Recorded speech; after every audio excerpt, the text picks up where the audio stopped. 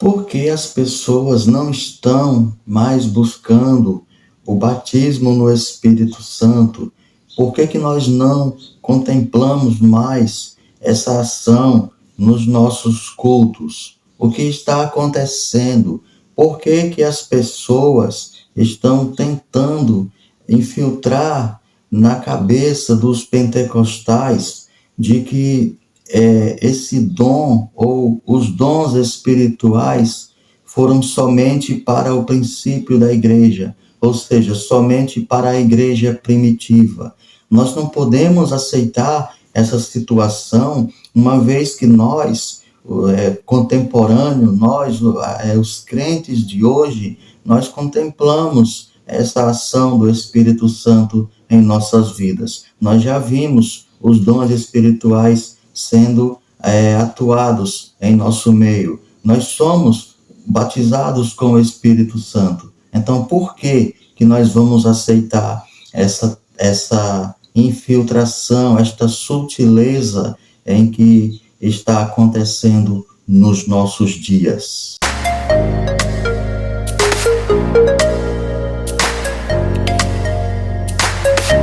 Eu congrego na Assembleia de Deus de Paulo Afonso, Bahia. Hoje nós estaremos fazendo menção da lição de número 8, uma lição muito importante para o meio pentecostal. Então, se você é um crente pentecostal, assista o vídeo até o final, porque temos muitas informações para o nosso bom entendimento daquilo que é a sutileza em que está sendo infiltrada nos nossos tempos para confundir a cabeça dos pentecostais. É claro que ainda existe batismo com o Espírito Santo, como também todos os dons que o Senhor deu para a sua igreja, nós podemos usá-los, nós podemos recebê-los da parte do nosso Deus, porque não foi somente para a igreja primitiva.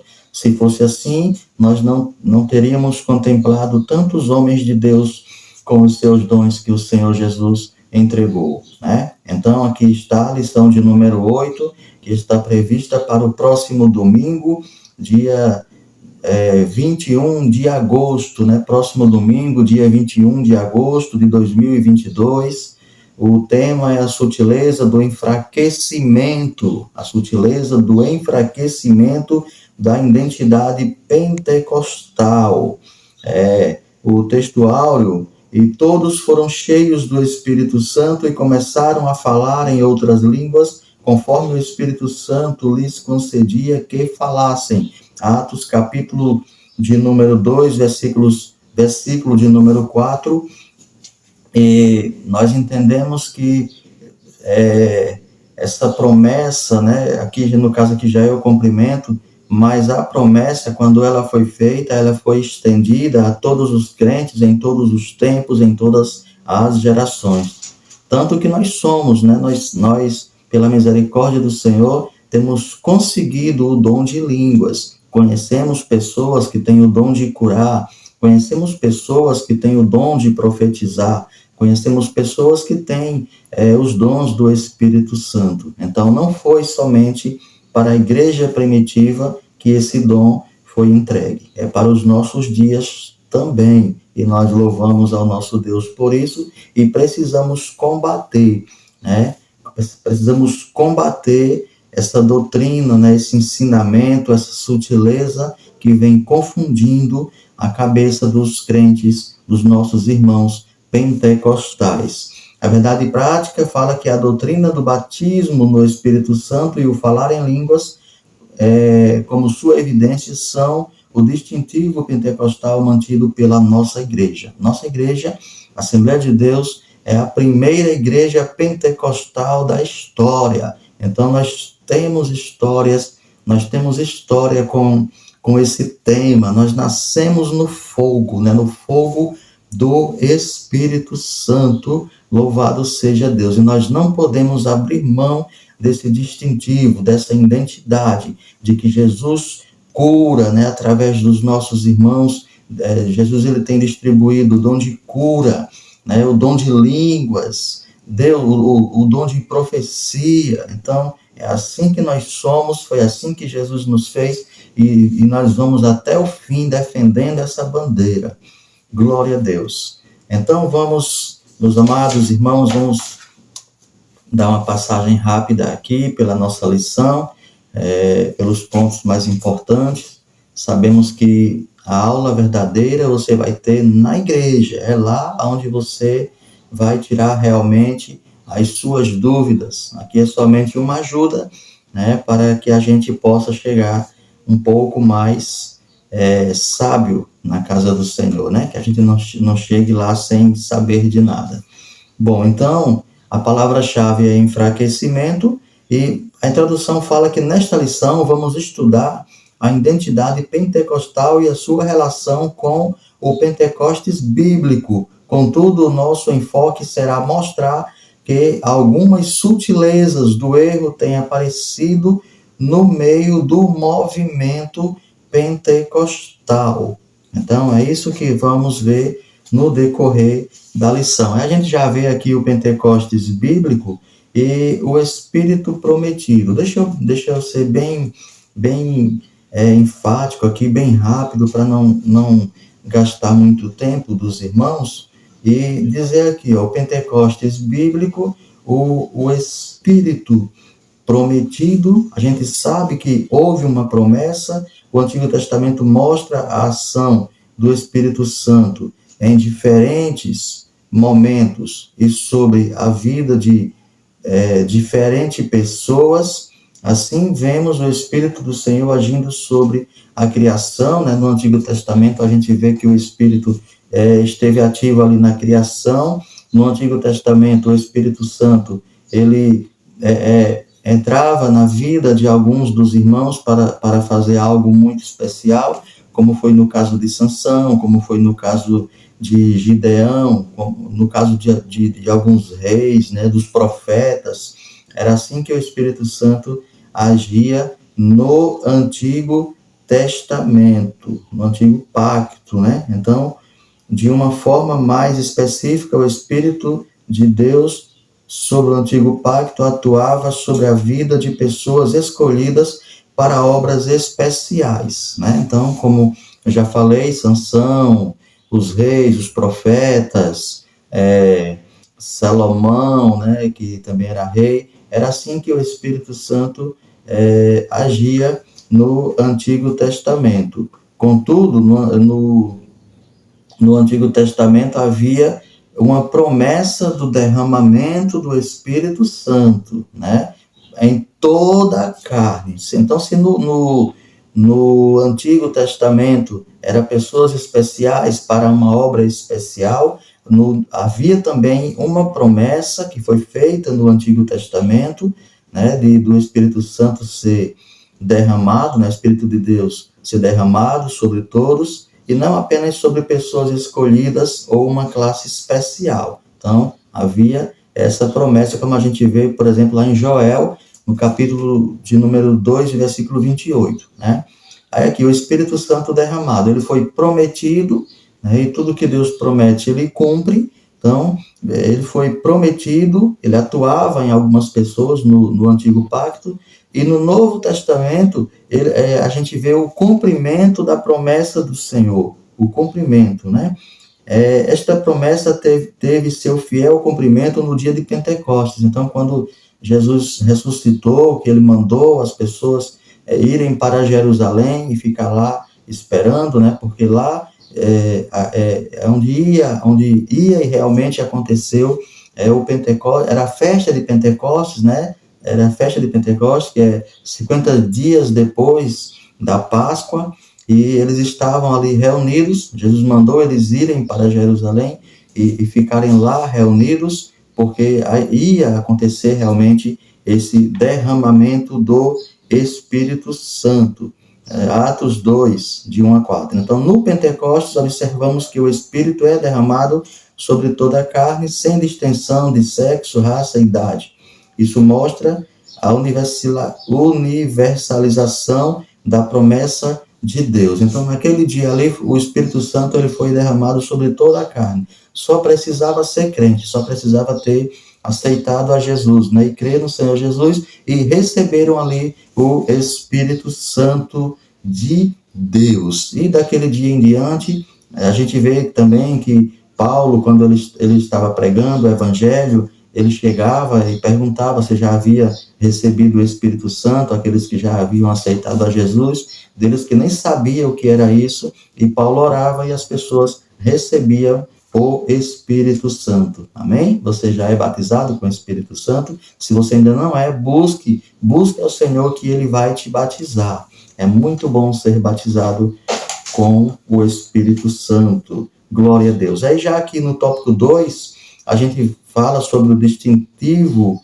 pentecostal da nossa igreja, né? Nós somos assembleianos, nós somos pentecostais. Então, nós temos uma identidade, e a nossa identidade é essa. O crente da Assembleia de Deus, ele precisa, se ainda não é, ele precisa buscar o batismo com o Espírito Santo. E a atualidade dos dons espirituais. Tem um problema sério aqui. Eu não sei se vocês já ouviram falar sobre Agostinho. Agostinho de Hipona. Ele viveu ali entre o século IV e o século V, entre 354 e 430. O que ele fez? Ele introduziu na igreja o erro doutrinário de que os dons haviam cessado. Então, foi esse cidadão aí que criou essa invenção. Veja que já há muitos anos, apenas 300 e poucos anos depois de Cristo, já veio essa investida atacando o pentecostalismo, né? Então, ele disse que os dons já haviam cessado. Quem é ele, né? Quem é o homem para dizer uma coisa dessa, né? Contrariar a vontade de Deus. Então, ele inventou isso, só que, no entanto, né, no entendimento dele, os dons, de fato, existiram, contudo, haviam sido restritos ao período apostólico. Ou seja, ele ensinava que realmente os dons existiram, só que naquela época lá dos apóstolos. Acabaram os apóstolos, morreu, então não havia mais a necessidade de haver os dons. Isso no ensinamento dele, né? Então, esse ensino moldou o catolicismo medieval e mesmo com o advento da grande reforma luterana, os reformadores não conseguiram se desvencilhar dele. Então, esse ensinamento ele foi tão profundo, ficou tão firmado na cabeça das pessoas, que o catolicismo aderiu a essa ideia, e mesmo com a reforma de Martim Lutero, né, quando Martim Lutero lutou ali e conseguiu a reforma, e outros grandes homens de Deus também fizeram reformas, mas mesmo assim esses dons não voltaram, eles não conseguiram colocar em prática esses dons. Então, só para a gente entender que o que Agostinho fez foi de uma perversidade muito grande, né? De um prejuízo muito grande para a igreja do Senhor. Mas mesmo assim, mesmo sem esse revestimento de poder, a gente vê como que Deus operou na vida de Martim Lutero e de outros, né? Que fizeram esta reforma. Então, amados, o movimento pentecostal surge posteriormente como resposta a esse desvio doutrinário. Depois, né, muitos anos depois, é que surge o movimento pentecostal, né, retornando aquilo que foi ensinado na igreja primitiva, né, de buscar o batismo com o Espírito Santo. Aí os pentecostais não somente creram que os dons estão vigentes na igreja, como os exercem, né? Busca e exerce, né? Quem tem o dom de profecia deve profetizar, né? Quem tem o dom de línguas deve sim falar em línguas, né? Quem tem o dom de curar deve sim usar para a cura das pessoas, e assim sucessivamente. Então, nossa igreja emerge na história dessa gigantesca explosão do reavivamento dos dons espirituais. Olha só, na sua declaração de fé, né, a Igreja, a Assembleia de Deus, nós temos uma declaração né? Então, na sua declaração de verdades fundamentais de 1916, as Assembleias de Deus confessavam que todos os crentes têm o direito e devem sinceramente buscar a promessa do Pai, o batismo no Espírito Santo e com fogo. Então, está inserida na doutrina da Assembleia de Deus esse ensinamento, que todos os crentes em Jesus devem buscar o batismo com o Espírito Santo. Então, a gente vê aqui também as línguas como evidência, né? Como que entendemos que uma pessoa é batizada com o Espírito Santo?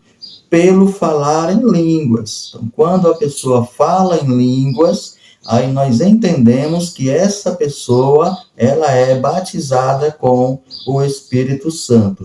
A Declaração de Fé das Assembleias de Deus, de 1916, afirma que o batismo dos crentes no Espírito Santo é testemunhado pelo sinal físico inicial de falar em línguas, né? De falar em outras línguas, conforme o Espírito de Deus lhes dá a capacidade de falar. E tem base bíblica? Tem. Atos, capítulo 2, versículo 4.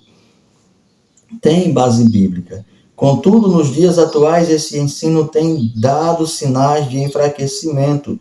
Isto por conta de ensinamentos sutis que negam a doutrina das línguas como evidência inicial do poderoso batismo pentecostal.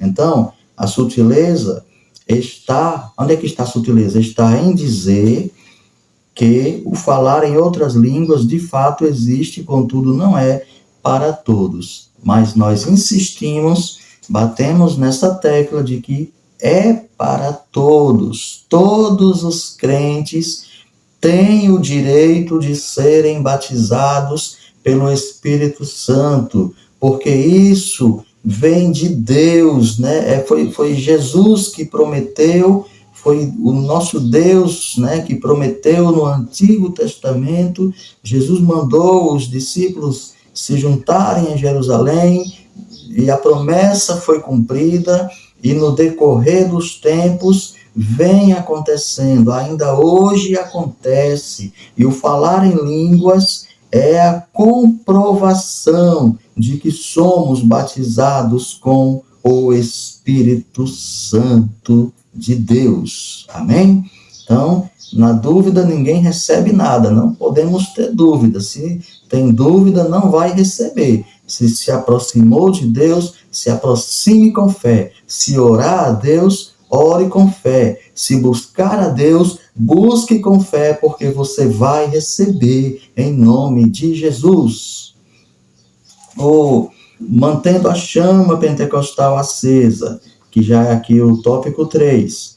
Mantendo a chama pentecostal acesa, primeiro subtópico, fidelidade às Escrituras. Uma marca distintiva dos pentecostais clássicos ou históricos era o seu amor e fidelidade às Escrituras. Então, para manter a chama pentecostal acesa, precisamos ser fiéis às Escrituras, né? Precisamos acreditar nas Escrituras, né? Então, é uma marca distintiva de nós, pentecostais, sejam históricos ou seja clássicos, era o amor e fidelidade às Escrituras. Amamos as Escrituras, confiamos nas Escrituras e somos fiéis às Escrituras, ou seja, nós confiamos e seguimos o que está escrito.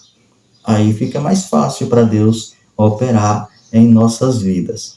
Para os pentecostais, a Bíblia é a inerrante e infalível palavra de Deus, para os pentecostais, e todo desvio doutrinário, bem como toda heresia, existe por conta da negação ou acréscimo de alguma coisa às Escrituras. Aí as heresias começam por aí. Alguém não está gostando do que está escrito, aí tenta mudar ou tirar, né? E a gente sabe que isso existe, a gente sabe muito bem que isso existe. Então, Uma outra coisa aqui, ó, o subtópico 2, exercício dos dons espirituais. Vamos ver o que isso quer dizer. Ó.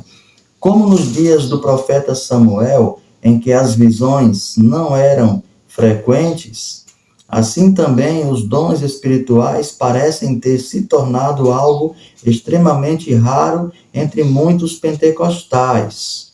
Bom, então o medo de possíveis abusos não serve como desculpa, não podemos rejeitar as verdadeiras manifestações do Espírito por temer as falsas, né? Porque o que acontece? Em tudo existe os exageros, né? Aí existe também doutrinas por aí afora em que exageram nisso, né? Exageram, vai além do normal. Então, muitas pessoas têm medo de praticar o mesmo. E agora querer frear, né? Querer impedir que isso seja, que isso aconteça no meio da igreja dos irmãos pentecostais. Mas nós não podemos confundir uma coisa com a outra. Se alguém exagera, né, nós vamos ser fiéis à palavra. E a palavra nos dá esse direito, e nós não podemos abrir mão, né? Nós não podemos abrir mão. Não existe movimento pentecostal autêntico sem a prática dos dons espirituais. O movimento não pode existir somente como uma doutrina árida. Ele deve se expressar no dia a dia através do exercício dos dons espirituais. Então, é aquela coisa, se o irmão tem o dom de profecia, ele precisa profetizar, porque ele tem o dom, né? Se o irmão tem o dom de línguas, ele precisa falar em línguas, porque ele tem o dom, tem que exercitar. Se o irmão tem o dom de cura, ele precisa de usar o dom, ele tem que orar nas pessoas, e as pessoas têm que ser curadas, porque ele tem o dom. Então, não é só para dizer eu tenho. Jesus nos dá as coisas para que elas sejam usadas. Os dons que nós recebemos do Senhor não é para colocar numa gaveta e guardar e só dizer que tem, é para ser usado. Então, talvez aí é que está o problema, né? É aí que nós precisamos resolver esse problema, de saber que os dons, né, para serem executados, tem que exercer. Não adianta falar que tem e não exercer, né? Não adianta, não tem como. Então, é isso que nós precisamos colocar em prática. Esquecer quem tem os exageros, esquecer quem diz que foi somente para os dias da igreja primitiva. Quem quiser pensar assim, que pense, mas a igreja, a Assembleia de Deus, ela tem os dons e ela usa os dons que Jesus nos deu para a glória do seu nome. Então, Deus que abençoe a sua vida e até o próximo vídeo, se assim o nosso bom Deus nos permitir. Amém.